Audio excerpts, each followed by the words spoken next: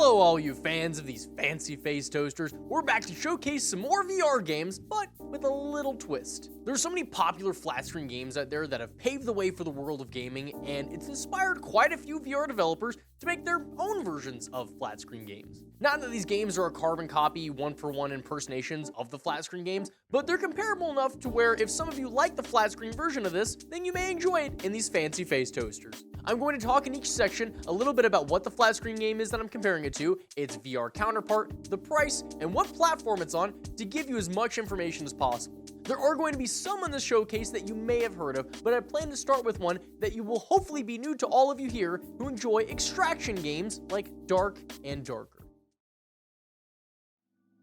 You've probably heard of the term extraction shooter, but what about an extraction stabber? Instead of going into a compound to be able to shoot players and NPCs, you'll enter a dungeon to pillage and plunder, fighting undead skeletons and other players for loot. You can go in solo or group up with friends. People in the VR community have also been calling this the Dark and Darker of VR thanks to its similar playstyle. Also, if it happens to seem rough around the edges, that's because it is. It is a very early access state, currently in a pre-alpha. But so far, you can enter dungeons with a squad, loot items, explore, fight players to take their loot, and there's a whole entire hangout area to be able to make new friends. In case you don't have any friends inside the game and you need to group up with some people to flex your authority. If you want to get into this game for a chance to play it early because it's not fully released yet, you can be a part of it for free by taking part in their playtests, which I will link down in the description below. However, if you want something that is a bit more on the Dark Souls side for swordplay, then you might like this next VR title.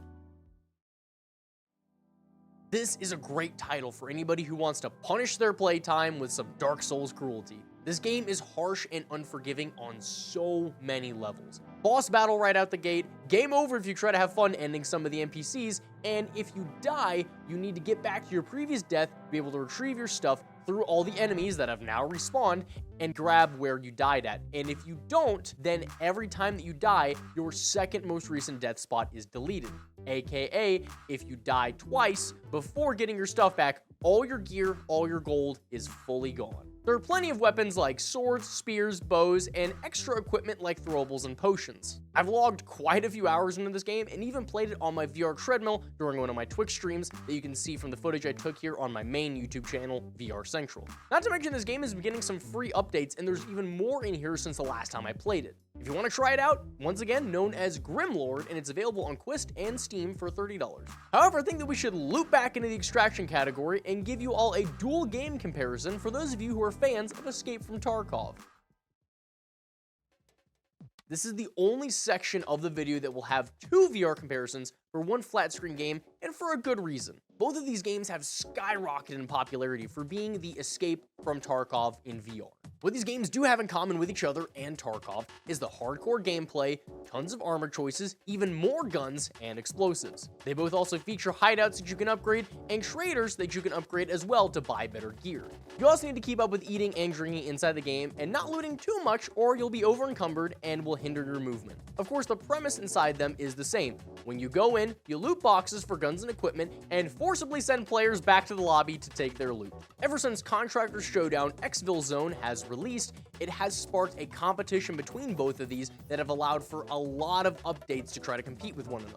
Which does mean that they have a lot of similarities, but they do have some differences. The short version of it is that Tabor is more of a hardcore but base level system, while Showdown is a more game-focused but in-depth system. In Tabor, bullets are bullets, to put it simply. Even having the beefiest armor in the game isn't going to stop an entire mag from filling you with new holes from 2 feet in front of you. On one of my raids in Tabor recently, I was able to loot a standard MAC-10 on a naked run and mow down a guy wearing the top tier armor point blank because I snuck up on him. On that same note, Showdown's damage may not be the most realistic, as there have been instances where I light somebody up with a point-blank AP shotgun that they shrug off because they have the top-tier armor, but it does provide the benefit of feeling like you're working towards something and you don't get the top-tier armor just to feel like you're not wearing it. That's what I meant by one is more realism-focused and one is more game-focused. So, if you want something that has a lot of layers to damage, breaking limbs, a bunch of different types of bullets within each type of ammo, then you go with Showdown. But if you want something that's more straight to the point, where bullets feel a lot more impactful and you don't have to worry about extra mechanics like broken limbs or 10 different types of ammo per gun, then you might like Tabor more. Tabor and Showdown are both fully available on Quest and Steam headsets, and Tabor is $25 and Showdown is $20. However, if you want to have a game with a little less hardcore gunplay, then those of you who love Fortnite will love this next title. Population 1, I feel, is a game that needs no introduction, but I understand that some of you may not have been around the block as many times as I, so I want to help you out. Many of the VR community for years have called this the Fortnite of virtual reality. This is a full battle royale with a 1 square kilometer map, and the map has different areas like a castle, a western town, or even a metropolis, all of which are subject to change, and the map may be rotated out for different attractions. Inside each area, you'll of course find weapons and ammo. The weapons will also have different tiers from common to legendary, which will of course affect their damage and ammo capacity. For the movement, you can scale up any surface and at any moment spread your arms outwards while you're falling to deploy a wingsuit to glide. You can also gather resources to build inside the game, similarly to Fortnite. The game is simple at its core.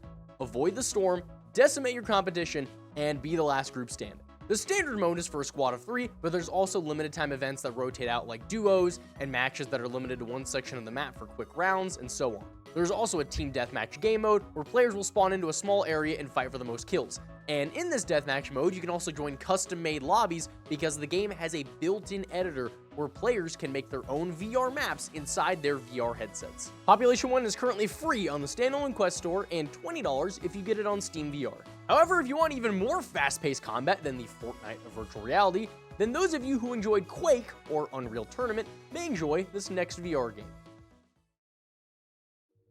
Now, this is a game that I've covered on the free Quest Games videos on my channel as well, if you want to see even more of this, but I'll quickly touch on it here as well. This is a fast-paced VR FPS game similar to Unreal Tournament or Quake in VR, as some of the VR community have called it.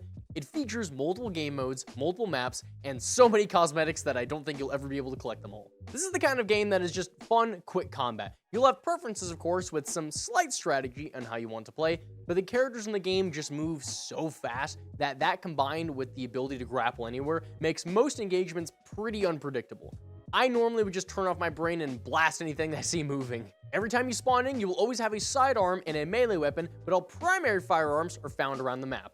Additionally, the weapons also have hidden secondary features. For example, you can hold a minigun with one hand, but holding with two hands, a shield activates, and then pressing your offhand trigger spins the barrel for you. The railgun fires a ball of energy with your secondary trigger, and if you shoot the ball, then it explodes with a massive amount of damage. I have a lot of fun inside this game, and if I get a group of friends together with me, it turns into one of my favorite gaming sessions. However, if you want to slow down with your friends, then you might like goofing around in golf, just like in the popular game, Golf with Your Friends, but with these fancy face toasters.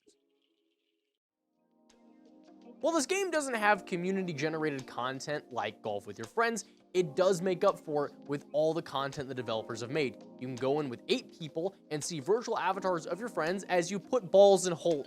Wait, is there a better way I can rephrase that? It has classic original courses and expansion packs, but has also partnered with a lot of popular IPs to bring their creativity into VR. Some examples are Wallace and Gromit, Labyrinth, 20,000 Leagues Under the Sea, and Journey to the Center of the Earth. Each map is filled with beautiful artistic layouts and creative challenges that you need to overcome to put your ball in that hole. I'm telling you, there has got to be a better way to rephrase that! Each course also has a day and a night mode, which are not just different by the position of the sun, but the night maps are significantly harder. Additionally, the day maps also have hidden golf balls on each hole that you can find, and the night maps have scavenger hunts that you can do in addition to the course to unlock the putter. Walkabout Mini Golf is $15 on Quest and Steam, and any of the additional DLC course packs are normally around $3. However, if you want to rekindle that classic Gmod prop hunt feeling in VR, then you might like this next VR title that recently became free on the Quest store.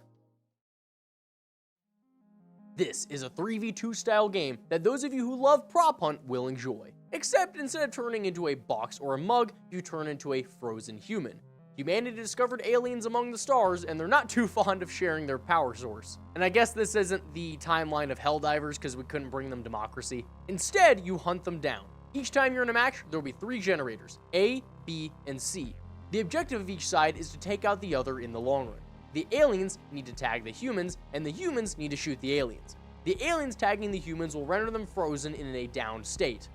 And if you're living in America like me, I don't need to explain shooting. And there's also several abilities that unlock as the match goes on. If the humans prevent the aliens from absorbing the generators, they get more abilities. If the aliens start absorbing the generators, then they get more abilities. As I said before, the aliens can pose as a frozen human to blend in and have a dash ability to leap forward to attempt to tag a human. The humans have a laser blaster that also converts into a device that you can detect when aliens are nearby. They also have the ability to deploy a single-use radar grenade that can detect disguised aliens in a particular area, and a one-time use shield that can prevent them from being tagged for a small amount of time. Mannequin is free on Quest and $10 currently on Steam. However, if you want to have a shooting match with your friends instead of touching them, I'm telling you, somebody has got to revise this script! You know what? Screw it, I'm tired of these transitions. Here's Valorant in VR. This is a 5v5 hero shooter in virtual reality similar to Valorant in VR. Each hero has their own abilities, ultimate move, and voice lines to match their personalities. The weapons, of course, are the same on both sides and buyable from any character, just like Valorant.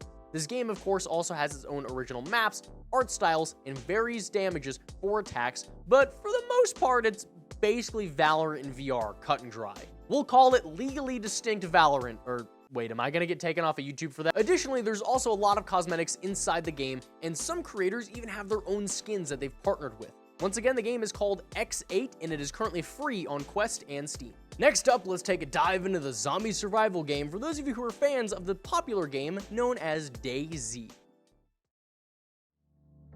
Silent North is comparable to DayZ, but in VR, and are created by Combat Waffle Studios that created the popular extraction shooter Ghosts of Tabor that we mentioned earlier in this video. Just like an extraction game, you can go in by yourself or with a group of friends, fight zombies, conquer other players, and loot enough supplies to die a different day. This game is still in early access at the moment, but one thing that is going to make it really funny on social media, at least in my opinion, is the fact that you can handcuff other players and take them hostage. Just imagine that. If you're a fan of DayZ, being in a zombie apocalypse, handcuffed, unable to defend yourself from flesh-eating zombies or other hostiles as you're being taken around by somebody who hasn't decided if you're worth keeping alive or not. As I said, it's still being worked on, so if you want to be able to get into it early, you can buy it on early access on Quest or Steam for $20, but if you want to wait till it's a little bit more fleshed out, you can do that as well. Because I know how some people don't really like getting into games that are early access, they want to wait till it's fully released. But if you'd rather... Okay, I don't have the brain power for these clever transitions anymore. Here's Mario Kart in VR.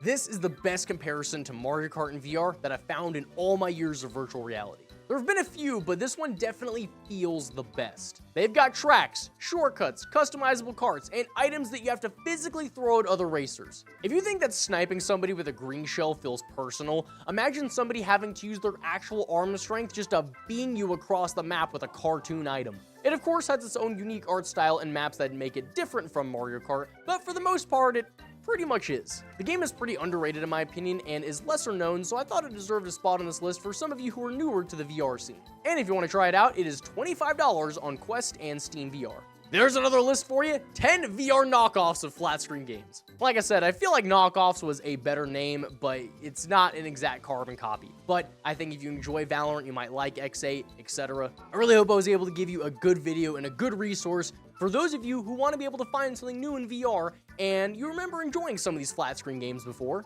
I hope you'll tell me which one of these games is your favorite. Let me know if I should make another one of these videos like this. Keep those fancy face toasters warm and jump into VR with a friend. I'll see all of you in the next one. Peace out.